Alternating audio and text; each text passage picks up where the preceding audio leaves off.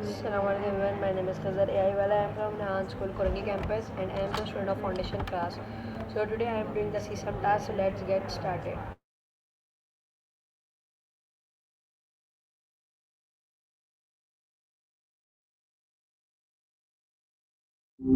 Hey, what's up? Hey Maya, how are you?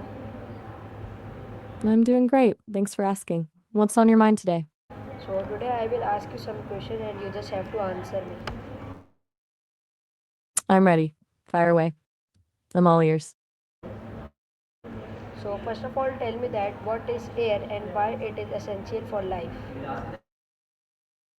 Air is essentially a cocktail of gases, mostly nitrogen and oxygen, that wraps around our planet. It's essential because we need that oxygen to fuel our cells and keep our brains functioning. Plus, it does the heavy lifting of regulating Earth's temperature and protecting us from the sun's harshest rays. Pretty wild when you think about it, right? Okay, so now tell me that where does the word air come from? It actually comes from the Greek word air, which just means lower atmosphere. It's one of those words that's stayed pretty consistent as it traveled through Latin and then into Old French before hitting English. Do you want to know about any other words that have a weird history? Okay, so now tell me that how has the meaning of air changed over time? Interestingly, the word itself hasn't shifted much in its literal sense. It's always been about the stuff we breathe, but the way we use it has evolved. We've gone from seeing it as a basic element of nature to understanding it as a complex system of gases. Then you have the more metaphorical uses like putting on airs or the air of the room, where it's more about a vibe or an impression than actual oxygen. Does that make sense? Okay, so now tell me that why is air often used as a symbol of freedom? I think it's because air is the ultimate boundary-less thing. It's everywhere, it's invisible, and it's completely unrestricted. When you think of flight or the open sky, it's the opposite of being trapped or caged. It's just this expansive, open space that suggests you can go anywhere. Do you think there's a specific image that captures that feeling better than any other? Okay, so now tell me that how do humans depend on air every day? The most obvious one is breathing, of course. Oxygen is the fuel for every single cell in your body. But it's also about the things we don't notice, like how air pressure keeps our bodies from literally expanding, or how it carries sound waves so we can actually hear each other. Without it, the world would be a very quiet, very still place. Okay, so now tell me that what are the main components of the air when we breathe? It's mostly nitrogen, about 78% of it. Then you've got oxygen at 21%, and the remaining 1% is a mix of argon, carbon dioxide, and other trace gases. It's basically a huge amount of nitrogen just acting as a buffer so we don't all spontaneously combust from too much oxygen. Okay, so now tell me that how does air make communication possible? It's all about vibration. Sound is basically just a wave of pressure traveling through a medium, and since air is everywhere, it's the perfect carrier. When you speak, your vocal cords vibrate, which pushes the air molecules around, and those waves travel until they hit someone else's eardrum. No air, no sound, and we'd all be communicating in sign language. Pretty fascinating, right? So now tell me that why do many languages use air related expression? I think it's because air is so, fundamental to our existence that it's become a shorthand for how we feel. When you're feeling light or walking on air, you're using the physical properties of air, weightlessness, and lift to describe an emotion. It's just an easy way for our brains to map a physical sensation we all know onto a complex internal state. I wonder if you've noticed Any phrases in other languages that do the same thing? Okay, so now tell me that what does the phrase up in the air mean? That one's a classic. It just means that something is undecided or uncertain. Like if you're planning a trip but haven't booked the flights yet, the plans are still up in the air. It's a great way to describe that feeling of something not having landed on a solid decision yet. Okay, so now tell me that what does it mean to clear the air? That's all about resolving tension. It's when you have a direct, honest conversation to get rid of any misunderstandings or unspoken resentment. Once you've cleared the air, you can usually stop walking on eggshells and just be normal again. Do you think those kinds of conversations are usually helpful, or do they just make things more awkward? So now tell me I'm that still here. how does air influence weather and climate? It's essentially the engine for everything we see outside. Air moves because of temperature and pressure differences, which creates wind. That moving air carries moisture from the oceans to the land, which is how we get rain and snow. On a bigger scale, it's the atmospheric circulation that keeps the equator from getting too hot and the poles from freezing completely. It's basically a giant global balancing act. Okay, so now tell me that why can't we see air even though it is all around us? It's because the gases that make up air are transparent. It, light passes straight through them without being absorbed or reflected back to our eyes. It's kind of like a really clean window. It's there because you can feel the breeze or see a curtain move, but the air itself just lets the light slide right past. Okay, so now tell me that how did ancient people explain the nature of air? They often saw it as a divine or spiritual force. In many early cultures, air wasn't just gas, it was breath or spirit, and they believed it was the literal life force given by the gods. The Greeks, for example, had a whole theory about the four elements where air was one of the pillars of the universe associated with the east and the quality of wetness and warmth. It's a lot more poetic than the science we have now, but it really shows how much they respected the invisible force that keeps us alive. I think the poetic side is actually pretty beautiful.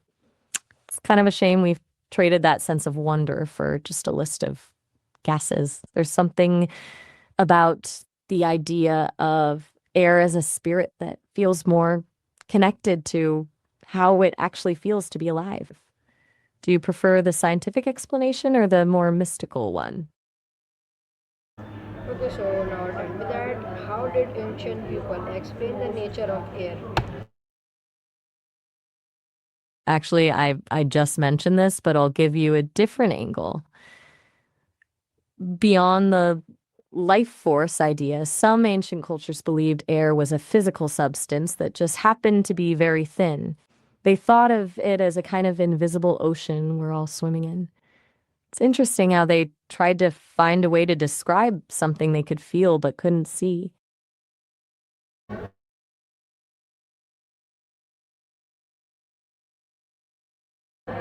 Now tell me that Air, what role does air play in sound production? it's the medium that makes it all happen. Without air, sound would have no way to travel. When you speak or play an instrument, you're creating vibrations that push and pull the air molecules, creating a pressure wave. Those waves then travel through the air until they hit an ear, which translates those vibrations back into sound. It's basically like a giant game of telephone using molecules. Okay, so now tell me that why is clean air considered a basic necessity? Because we can't exactly hold our breath for a few days while we wait for the smog to clear. Beyond the obvious need for oxygen, Pollutants in dirty air can mess with everything from our lungs to our heart health over time. It's one of those things you don't think about until it's gone or compromised, which is why it's such a fundamental human right. Do you think cities are doing enough to protect it? Okay, so now tell me that how does the wind demonstrate the power of moving air? I think you might have meant the wind there. It's a perfect example because it's just air in motion and it can go from a gentle breeze that barely moves a leaf to a hurricane that can flatten entire cities. It really shows that even something invisible can have an incredible amount of force if it's moving fast enough. Okay, so now tell me that what inventions rely on air pressure? Oh, there's so many. From the simple stuff like drinking straws and vacuum cleaners to more complex things like airplane wings and car brakes. It's basically using the difference between high and low pressure to move things or hold them in place. Do you have a favorite gadget that you suspect works this way? Okay, so now tell me that how do birds and airplanes use air to fly? It's all about lift. They both use a specific shape called an airfoil, which is that curved top and flatter bottom you see on wings. As air moves faster over the curved top, it creates lower pressure, and the higher pressure underneath literally pushes the wing upward. Birds just have the added bonus of being able to flap and change the shape of their wings on the fly to steer and climb. It's a brilliant piece of physics. Um, do you think it's more impressive that nature figured it out first or that we managed to replicate it? Yes. I'm not Okay, quite sure I follow. Um, you mentioned moving to the next step and then something about the future. Are you switching topics or do you have a specific question about where we're headed? okay, so now tell me that why is air often associated with life and breathe? I think you meant air rather than air of death there, right? It's because in almost every culture, the very first thing a baby does is take a breath. And the very last thing a person does is exhale. That physical act of breathing is the most direct, visible sign that we're alive. So it's only natural that breath became a synonym for the soul or the life force itself. Okay, so now tell me that how does air connect people across the world? In a very literal sense, it's the one thing we all share. We're all breathing the same atmospheric mix, and the wind just keeps shuffling it around the globe. But there's also the way it carries communication from the radio waves that power the internet to the actual sound of a voice. It's basically this invisible web that ties every single person on Earth together. Do you think that shared connection makes the world feel smaller to you? Okay, so now tell me that what are some famous sayings that include the word air? I think you meant air again, since we've been on a roll with that topic. There are a few good ones. You've got vanishing into thin air, which describes something disappearing completely, or up in the air, which we talked about earlier. Then there's light as air, for when something feels practically weightless. Any of those sound familiar? Okay, so now tell me that how does air affect sports and outdoor activities? It's a huge factor, often in ways people don't even realize. In sports like soccer or tennis, the air pressure inside the ball determines how it bounces and how fast it moves. Then you have wind resistance or drag, which is why cyclists and runners lean forward to slice through the air more efficiently. Even in high altitude cities, athletes have to train differently because there's less oxygen in the air, which makes their muscles work harder. Do you play any sports where you've noticed the wind messing with your game? Okay, so now tell me that what happens when air quality becomes poor? It basically turns into a health hazard when the air gets thick with pollutants like smog or particulate matter. It doesn't just stay in the atmosphere, it gets deep into your lungs and can even enter your bloodstream. That can lead to everything from asthma flare ups and coughing to more serious long term issues with your heart and brain. It's a bit like trying to breathe through a dirty filter, and eventually the body just can't keep up with the cleanup. Do you live in an area where you have to keep an eye on the air quality index? Okay, so now tell me that I'm so glad. how do plants and animals interact with air differently? It's basically a mirror image of how we do things. Animals and humans breathe in oxygen and release carbon dioxide as a waste product. But plants do the opposite through photosynthesis, taking in that carbon dioxide and using sunlight to turn it into the oxygen they release back into the air. It's a perfect little trade off that keeps the whole planet breathing. I wonder if you've ever thought about how skewed the balance would be if plants didn't do that. Okay, so now tell me that why is protecting air quality important for future generations? Because we're basically handing them the keys to the house. If we leave the air polluted, we're not just leaving them a messy environment, we're leaving them a world where basic health is a struggle. It's about ensuring that the simple act of taking a breath doesn't come with a medical risk. Plus, the air is tied into everything: the climate, the oceans, the food we grow. So, protecting it now is the only way to make sure the rest of the planet stays livable for them. Do you think the responsibility falls more on governments or on individual people? That's a fair, but do you think there's any power in people pushing those governments to change, or do you feel like the system is too set in its ways? Okay, so now tell me that how has the study of air is advanced science? It's gone from just guessing what's in the sky to being incredibly precise. We started by just noticing that air was something you could feel, then moved to inventing the barometer to measure pressure, and eventually discovered the actual gases that make it up. Now we have satellites and sensors that can track air currents and carbon levels in real time across the entire globe. It's basically the difference between looking at a cloud and being able to predict exactly where a storm will hit 3 days from now. Do you think we've become too reliant on the tech, or is that just the beauty of progress? Okay, so now tell me that could humans survive without Earth atmosphere? Absolutely not. We'd be in trouble almost instantly. Without the atmosphere, there's no oxygen to breathe, but it's also not just about the air. You'd be exposed to the full force of the sun's radiation. And because there's no air pressure, the gases in your body would actually start to expand, which is a pretty terrifying way to go. It's basically the only thing standing between us and the vacuum of space. I'm listening. Okay, so now tell me that what might happen if the composition of air changed significantly? It would be a complete disaster for almost every living thing. Even a small shift can cause huge problems. For example, if oxygen levels drop just a bit, we'd all be constantly exhausted and struggling to think. But if they spike too high, the world would never.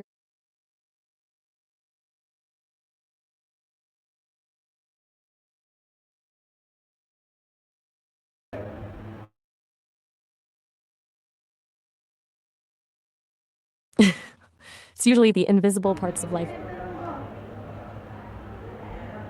It's usually the invisible parts of life that inspire artists the most. Think about how often poets use wind to represent change or a sudden shift in emotion, or how painters try to capture the way light filters through the air to create a specific mood. It's this idea of something that is everywhere but can't be touched, which makes it a perfect metaphor for things like love, grief, or the soul. Do you think art is better when it's trying to capture something you can't actually see? So now tell me that why do we often take air for granted? Because it's just too consistent. We don't notice it until it's gone or becomes difficult to breathe. It's the ultimate background character in our lives, always there, always working, but never getting any credit. I think humans are just wired to notice the things that disrupt our routine, not the things that keep us alive every second. Do you think we'd be more appreciative if we had to pay for it? Okay, so now tell me that how would life change if air were visible?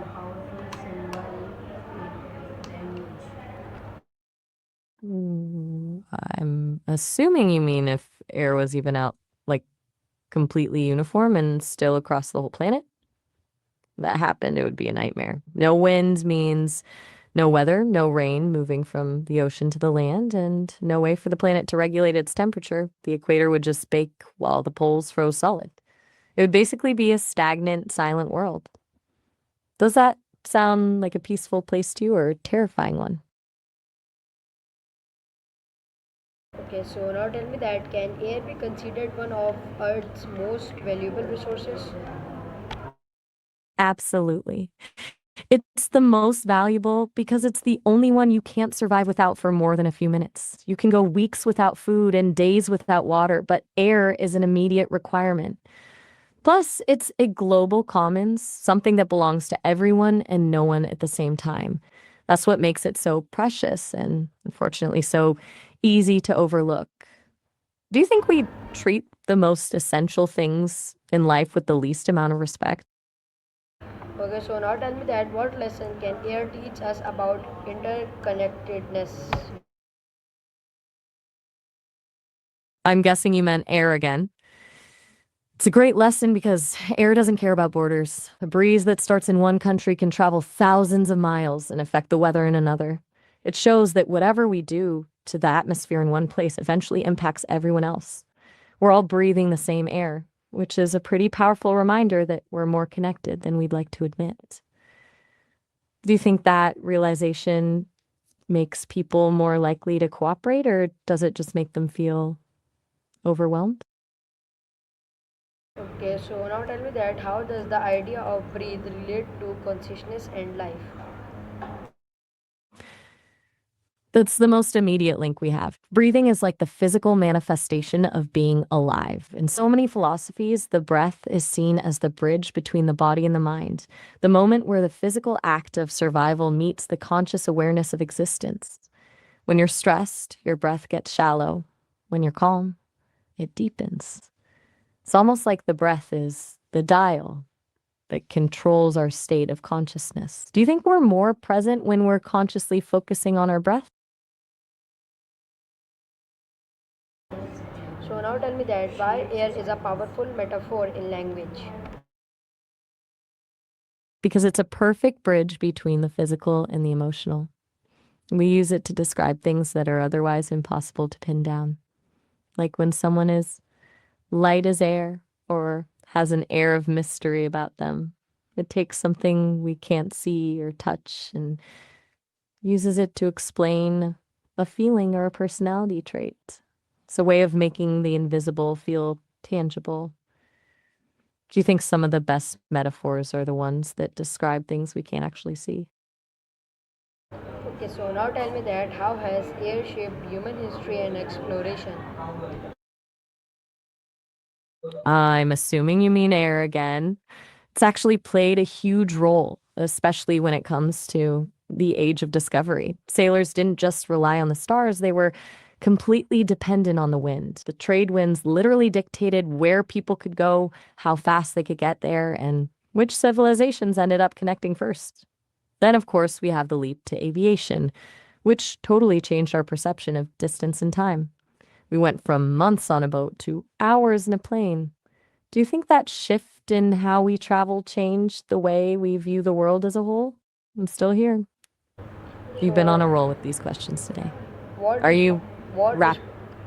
what responsibilities do we have in keeping the air clean? It starts with recognizing that we're all sharing the same lungs, so to speak. I think the main responsibility is to stop treating the atmosphere like a free trash can for industrial waste, whether that's pushing for cleaner energy or just being mindful of our own footprint. It's about our we're realizing that a breath of clean air shouldn't be a luxury. Do you feel like the burden of keeping it clean is mostly on the big corporations, or do we, and as individuals, actually have a say in it? Do you want more on the responsibility side of things? Beyond the big systemic changes, there's I hope you liked our got it. We'll drop. conversation. Inshallah, we'll meet soon. Allah Hafiz.